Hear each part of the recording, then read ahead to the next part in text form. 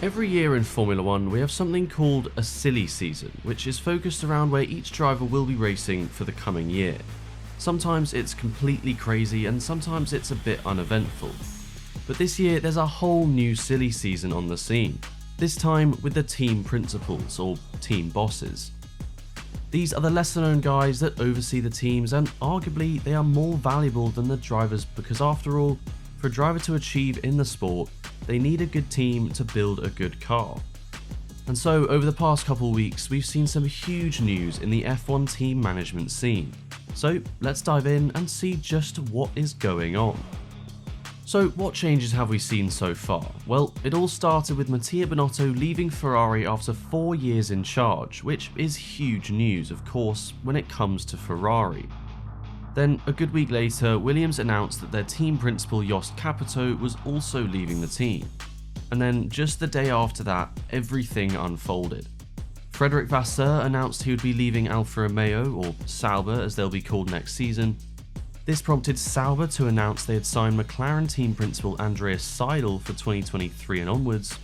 And then Ferrari confirmed the signing of Fred Vasseur as the new Ferrari team principal. And the final cherry on top was McLaren announcing Andrea Stella as Seidl's replacement. So long story short, it's been a hectic few days. So let's unpack it all and see what these moves really mean. So let's first look at the biggest move of them all, and that is Frederic Vasseur becoming Ferrari's newest team principal. Now there were quite a few contenders for the role, including Andreas Seidl and even Ross Brawn. But they ended up going with Vasseur, who is actually the first team principal they've appointed from outside of Ferrari since Jean Todt in 1996. Now I've spoken a little bit about him in the Binotto video on our channel, but I do really feel he will be a great fit for Ferrari. Firstly, he actually did a very respectable job for Alfa Romeo or Sauber, taking them from plumb last to 6th in the constructors from 2017 to 2022, which, given where Sauber were back in 2015 to 2017, was a serious achievement. Secondly, he's extremely close with Charles Leclerc, having managed him for his GP3 series and his first F1 season in 2018. So if Ferrari want to keep Leclerc, Vasseur is a massive help for that. And most importantly, Vasseur is a great man manager and really understands how to shape a team culture. And based on what's been going on for Ferrari, this is really needed. However, it's not all daisies and roses. We all know that being a Ferrari team principal is a pressure cooker of a job, with a very high level of scrutiny, so it will be interesting to see if this pressure gets to Vasseur. Now, the first knock-on effect of Vasseur is Sauber needing to find a replacement, and well, they've managed to poach McLaren team principal Andreas Seidl to become the CEO of the Sauber group.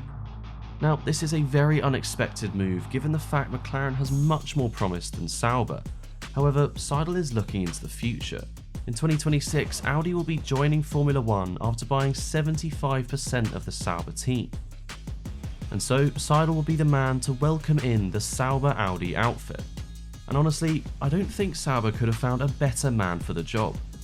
You see, Seidl deeply understands how a racing team works, and he has bucket loads of experience with German corporations, having managed BMW in DTM and Porsche in the World Endurance Championship. Seidl also has a very strategic and long-term view on how he approaches his job, and this long-term thinking is exactly what Audi need if they have any hope of having an impact in Formula 1. And so as Seidl leaves McLaren, they needed to find a replacement for an irreplaceable member of the team, and so they looked internally and promoted the racing director Andrea Stella. What this means is McLaren are still sticking with the structure and foundation that Seidl created. This helps them stay on their long-term strategy, but Seidl is clearly confident he can deliver, saying he wants to be a completely hands-on team principal when taking the reins and continuing McLaren's outlook. Now, arguably, it seems that promoting from within shows they are out of options and have nowhere else to go, but I'd say it's quite the opposite. Promoting from within shows you have confidence in your own talent to lead the team. After all, Stella has witnessed the growth of McLaren since 2019, so he's played a huge role in bringing them back to the upper end of the grid. Now, the final shake-up in F1 team's management is Jost Capito leaving Williams. Specifically, him and technical director FS Demerson are both leaving the team, causing a dramatic change within Williams. Now, both Capito and Demerson were tasked with turning Williams around and bringing them back to the front.